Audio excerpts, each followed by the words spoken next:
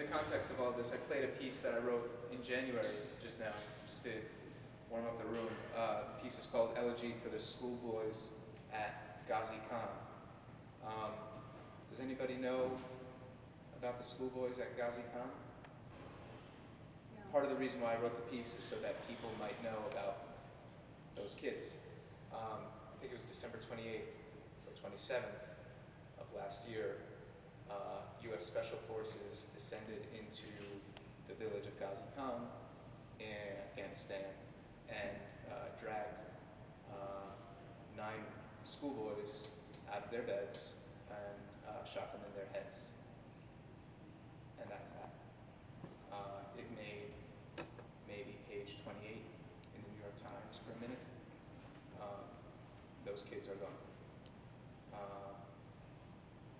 Anyway, so I wrote a piece and gave it that title, like I said, as an excuse to talk about it, remember those kids. A lot of my work is engaged in such issues in similar ways. During 2004 to 2008, I wrote this book. It's 48 performance texts. The book is called One is One, Preludes and Fugues.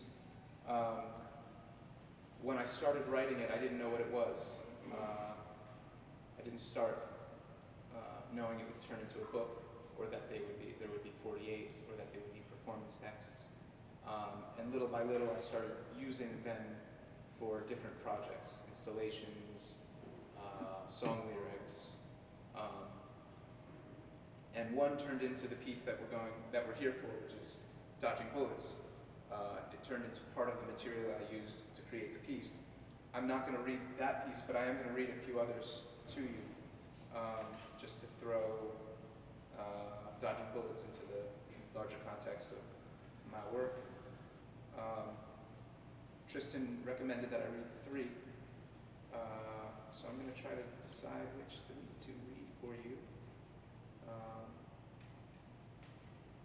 And I'd like to try to pick out ones that are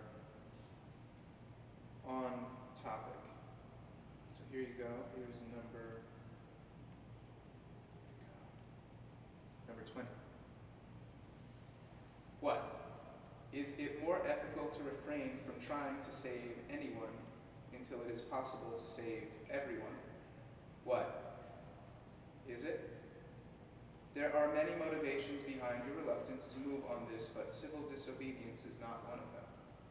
You are not holding anyone back. You are holding everyone back. Or this.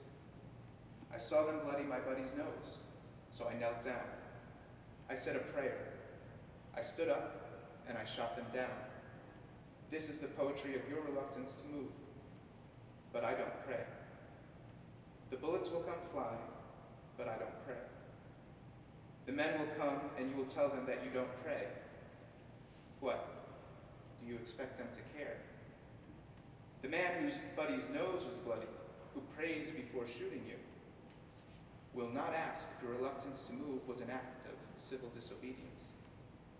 You will not be able to protest that you were cooperating, but you are cooperating. What? Do you think you are protecting anyone? You are not holding anyone back. You are holding everyone back. You are kneeling down. What? Are you praying? Is it more ethical to refrain from trying to save anyone until it is possible to save everyone? What? You are kneeling down, holding everyone back. What? Are you praying? The men will come and you will tell them you don't pray. I don't pray. The man whose buddy's nose was bloodied, who knelt down, who prays. Tell him you did not throw rocks. Ask him as he stands up. Ask him as he stands up to shoot you down. Say, what? He did not get mad at all. He knelt down. He said a prayer. I do not pray. He stood up and he shot them down. What? Is it more ethical to refrain? There is poetry in your reluctance to move. Where is the poetry in your reluctance to move? Where is it? You will not be able to protest that you were, in fact, cooperating. Civil disobedience is not one of your motivations. Or this. A man's nose was bloodied by a rock thrown from the other side of a barbed wire fence. His buddy knelt down. He said a prayer. He stood up and he shot them down. Now, is it more ethical to refrain from trying to save anyone until you can save everyone? Can you save everyone?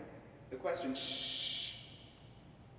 Please, the question, let me finish, is who threw the rock?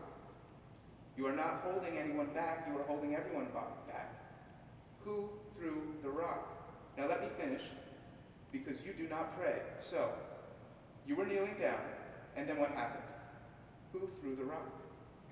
This man's nose was bloodied, and his buddy knelt down. He said a prayer, he stood up, and then he shot them down. Shh! Let me finish.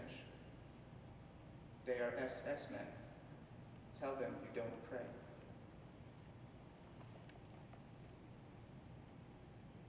Move on to something else.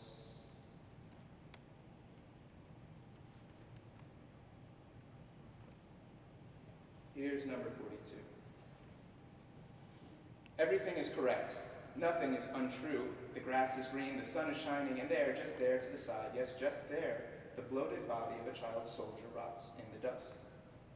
Did you make those bullet holes in tattered clothing? Did you leave your landmines just in case? There is a light breeze, flowers are blooming, bees are buzzing, and here you are, jutting an automatic rifle into the neck of someone's mother. Does she scream? She screams. She screams. Elsewhere, children are screaming. The local pool is open.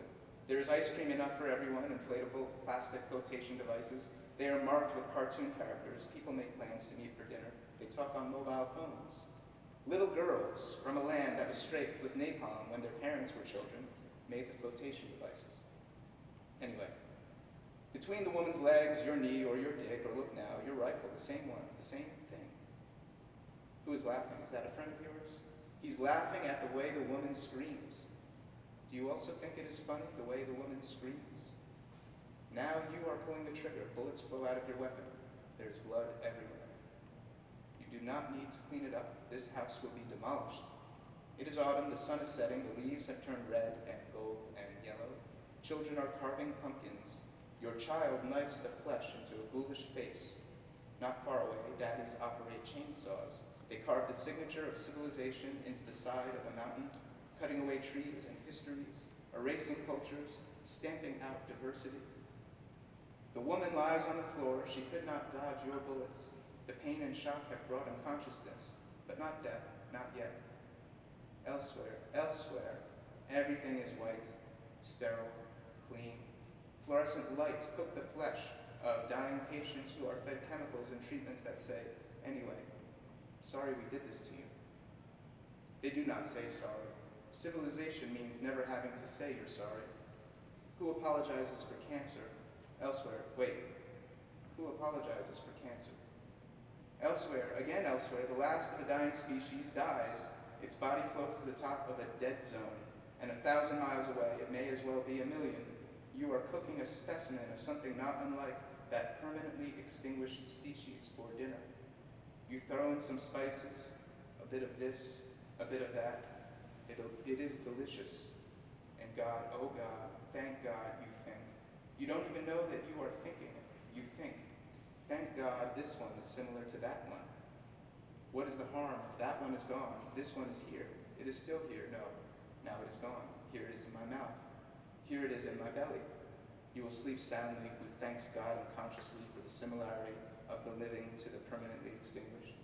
You will sleep soundly and then wake up, and you will shit as you always do, so regular, everything is correct. There it is in the toilet. There's energy in your cells. You have strength. You might have something nice for breakfast. You might look forward to work. And watch this.